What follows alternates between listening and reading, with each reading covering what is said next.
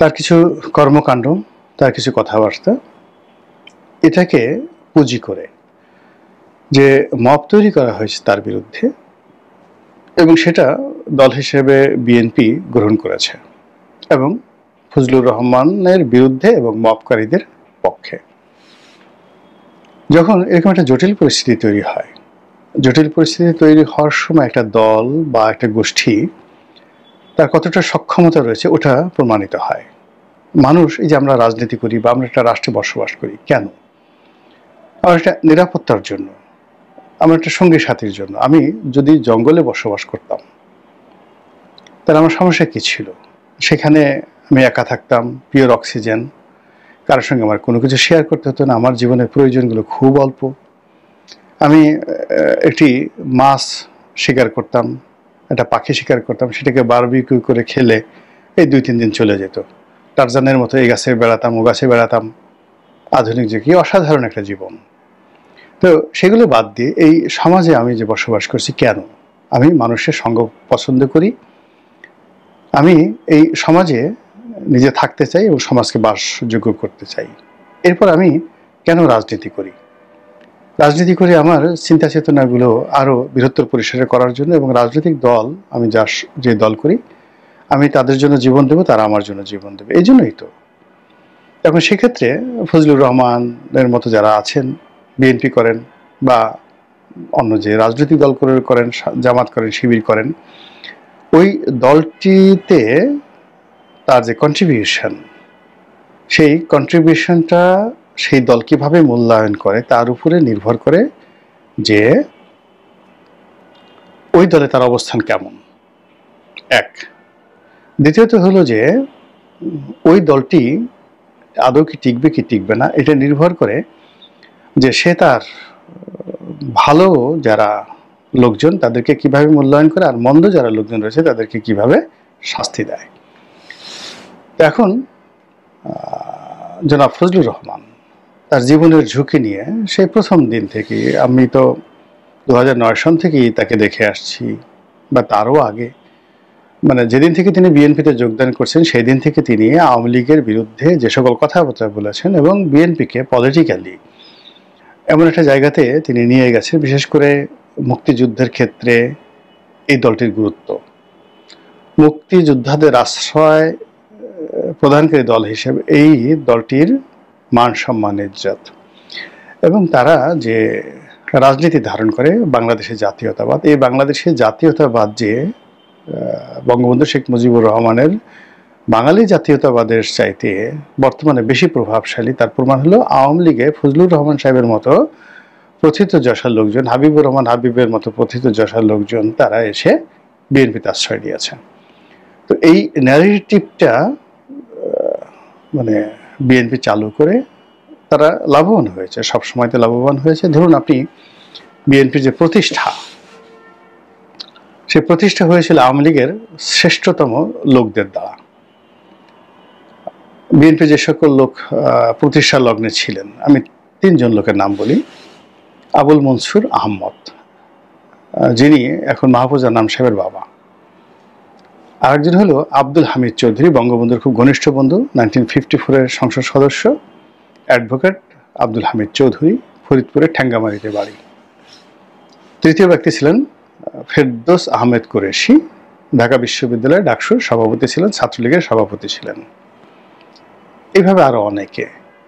তো আওয়ামী লীগের সর্বোচ্চ মেধাবী, অভিজাত, ভালো বংশীয়, লেখাপড়া জানা লোকগুলো যারা আওয়ামী লীগে থাকতে পারেনি, তাদের চলে আসার কারণেই 75-এর 15ই আগস্ট সৃষ্টি হয়েছে। আর তারা আওয়ামী লীগের থেকে চলে এসে তাদের সমস্ত মেধা, যোগ্যতা এবং ভালোবাসা দিয়ে তারা বিএনপিকে ফুলে ফলে সুবিধা করেছে। একদিন রোনাল্ড রিগানের একটা ভাষণ শুনছিলাম যে পৃথিবীতে আমেরিকা এমন একটা দেশ, এই দেশের বিশেষত্ব হলো যে পৃথিবীর যে কোনো লোক যে কোনো দেশ থেকে এসে সে আমেরিকান হয়ে যেতে পারে এবং প্রাউডলি বলতে পারে আই এম আমেরিকান। আপনি অনেক বছর ফ্রান্সে বসবাস করার পরেও আপনি বলতে পারবেন না আই এম ফ্রেঞ্চ। ইংল্যান্ডে বসবাস করার ফলে আপনি বলতে পারবেন না আই এম ইংলিশম্যান। আরব দেশে বহুকাল বসবাস করার পরে বলতে পারবেন না যে আই এম এ অ্যারাবিয়ান বা আই এম এ আরব।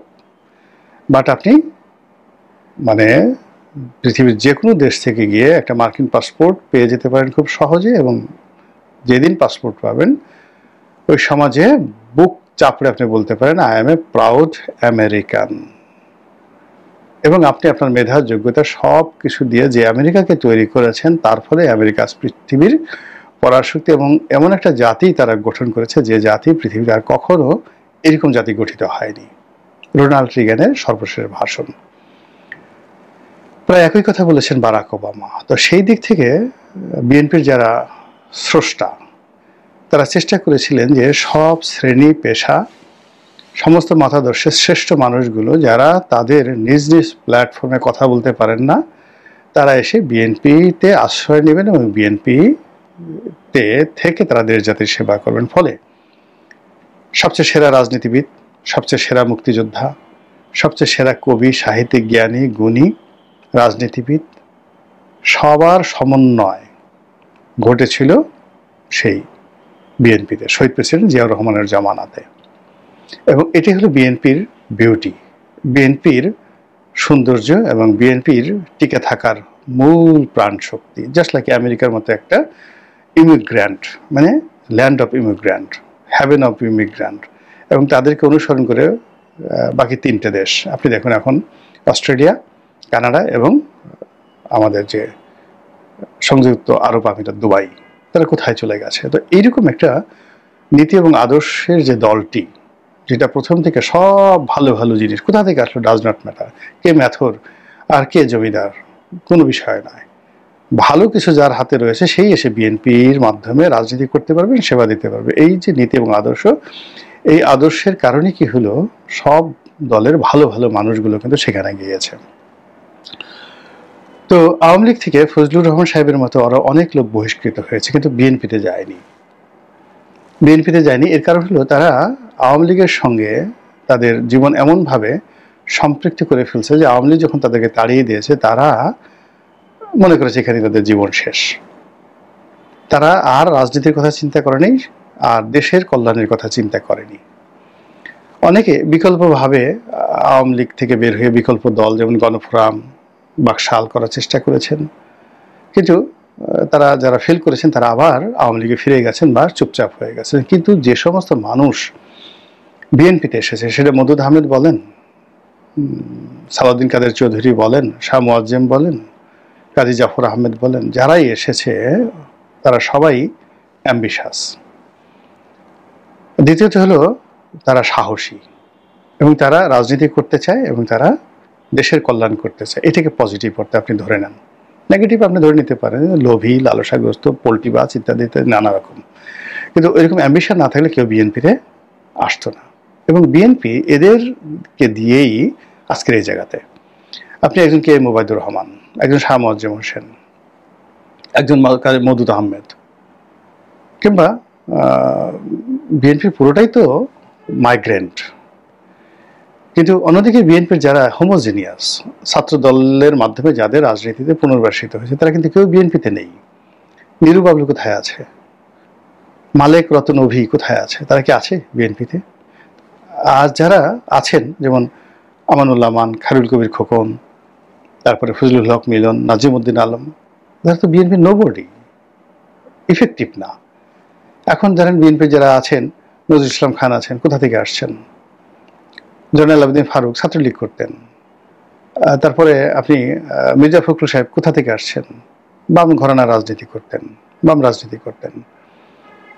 তারপর অন্যান্য যারা, আমি টু দি পয়েন্টের নাম সবারই বলতে পারবো ইনশাল্লাহ, এখন যারা কেন্দ্রীয় অবস্থার মধ্যে আছেন, মানে এখন বিএনপি যারা নেতৃত্বে আছেন, বিএনপিকে যারা আগে ছিলেন নেতৃত্বে, এবং টোটাল বিএনপিটা প্রতিষ্ঠিত হয়েছে মাইগ্রেন্ট হয়। বিএনপি তো হোমোজেনিয়াস বলে কিছু নেই। ফলে বিএনপি যে সকল নেতাকর্মী যদি ট্যাগ দেওয়া হয় ও আওয়ামী লীগ থেকে আসছে, ও জামাত থেকে আসছে, অমুক থেকে আসছে, ডাজ নট ম্যাটার। বিএনপি তো এইভাবে তার প্ল্যাটফর্মটা তৈরি করেছে। তো সেখান থেকে এসে ফজলুর রহমানরা বিভিন্ন সময় বিএনপিকে যে মুক্তিযোদ্ধার দল, মুক্তিযোদ্ধাদের স্বর্গভূমি যে ট্যাগ দেওয়ার চেষ্টা করছে, সেটা এই তার বহিষ্কারের মাধ্যমে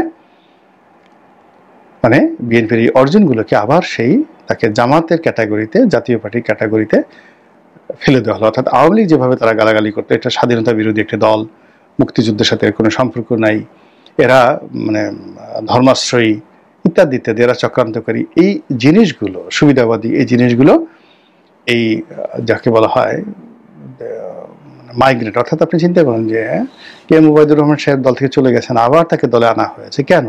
এটা একটা বিএনপির উদারতা ছিল। তো এনিওয়ে, এই ফজলুর রহমান সাহেবকে যে এখান থেকে 3 মাসের জন্য স্থগিত করে দেওয়া হলো, তার বয়স এখন 78 বছর, তার তো আর ফিরে আসার কোনো সম্ভাবনা নাই।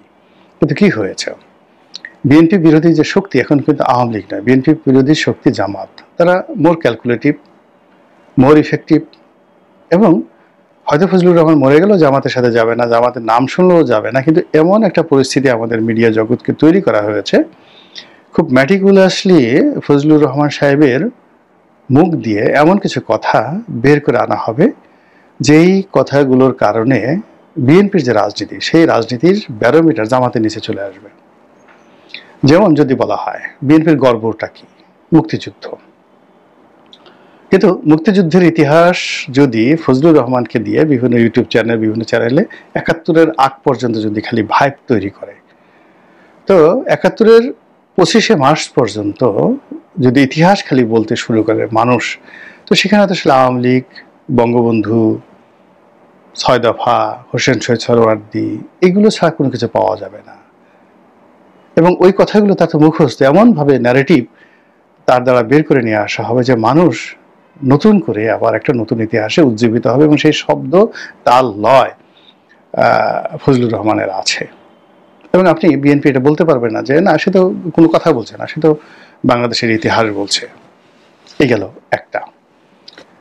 2 নম্বর হলো যে তাকে যদি জিজ্ঞাসা করা হয় বাংলাদেশের জাতীয়তাবাদটা কিভাবে হলো, বাংলাদেশ মানে বাঙালি জাতীয়তাবাদটা কেন শ্রেষ্ঠ, 6 দফা কি, 6 দফা কেন সারা জাগালো, 69-এর গণ অভ্যুত্থানটা কিভাবে মুক্তিযুদ্ধে রূপান্তরিত হলো, 25শে মার্চ রাতে কি হয়েছিল, এই জিনিসগুলো উনি আগামী 1 বছর পর্যন্ত গড় গড়াইয়া ডেইলি যদি 2 ঘন্টা করে বলেন, ওনার ভান্ডার তো শেষ হবে না।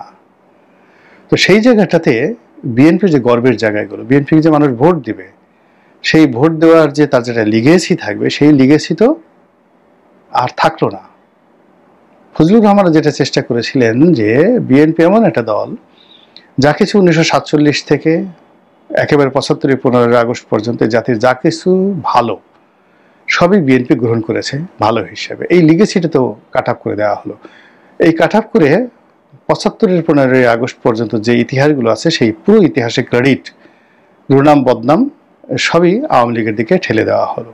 ফলে বিএনপিকে শুরু করতে হবে 1975 সনের 7 নভেম্বর থেকে, বা 8 নভেম্বর, নভেম্বর মাসের 8 তারিখ থেকে তাকে ইতিহাস শুরু করতে হবে। এবং সেই ইতিহাস বলার মতো একজন লোকও বিএনপিতে নাই, আশেপাশে নেই, সেই কথক নেই, সেই লেখক নেই। অন্যদিকে তাদের যারা প্রতিপক্ষ এই মুহূর্তে জামাত, তাদের কিচ্ছু বলতে হবে না, তারা খালি বলবে চাঁদাবাজ, তারা খালি বলবে যে পালিয়ে গেছে, আমরা তো পালাইনি। যখনই পালিয়ে গেছে, পালায় নেই, তখনই তারেক রহমান সাহেবের নাম আসবে, শেখ হাসিনার নাম আসবে, জামাত তো পালায় যায়নি। তারা শুধু বলবে সৎ লোকের শাসন চাই, আল্লাহর আইন চাই, জেনা ব্যভিচারের শাস্তি চাই, ভারত থেকে শিল্পী আনা যাবে না, শিল্পা শেঠির আনা যাবে না, রেখাকে আনা যাবে না, সানি লিওনকে আনা যাবে না, সঙ্গতের কারণে বিএনপি এবং আওয়ামী লীগ ত্যাগ খেয়ে যাবে। আর এই সকল যে বিষয়গুলো আছে, ডবলভাবে যদি আগামী মাত্র 60-70 দিন, এই 3 মাস মানে 90 দিন যদি ত্যাগ করা হয় এই জিনিসগুলো, তাহলে এটা চলতেছে আগস্ট মাস শেষ, সেপ্টেম্বর, অক্টোবর, নভেম্বর, ডিসেম্বরে যদি নির্বাচনের শিডিউল ঘোষণা করা, এই 3 মাসেই তো বিএনপির পক্ষে কথা বলার মতো একটা লোক খুঁজে পাওয়া যাবে না, একটা ন্যারেটিভ খুঁজে পাওয়া যাবে। আপনি আওয়ামী লীগের বিরুদ্ধে এখন গাল দিলে তো হবে না। এখন আওয়ামী লীগ তো মাঠে নেই, নির্বাচন আসবেও না, সম্ভাবনা। নির্বাচন হবে যদি হয় জামাতের সাথে, চরমোনাইয়ের সাথে, আর এনসিপির সাথে বিএনপির। তাহলে জামাতের সঙ্গে বিএনপির যে মূল অস্ত্র, জামাত যেটা বলছে বিএনপি অসৎ, বিএনপি চাঁদাবাজ, বিএনপি দখলবাজ, বিএনপি টাকা পাচার করে, বিএনপি শেয়ার মার্কেট লুট করে, এই জিনিসগুলো তারা বলতে থাকবে। আর তাদের পক্ষে যে কথাগুলো সুন্দর করে বলবে যে তারা ৭১ রাজাকার, আলবদর, স্বাধীনতা বিরোধী, রাজনীতিতে এই জিনিসগুলো, জামাতকে আক্রমণ করার মতো শক্তি বিএনপির কার আছে কে বলবে বলেন? হু উইল টেল ইট? কাকে দিয়ে আপনি এই কথাগুলো বলাবেন বলেন? তো যাকে দিয়ে বলাবেন সেই মুখগুলো কারা? সেই মুখগুলো এখন যারা আছে তাদের কথা কয়জন শুনেন?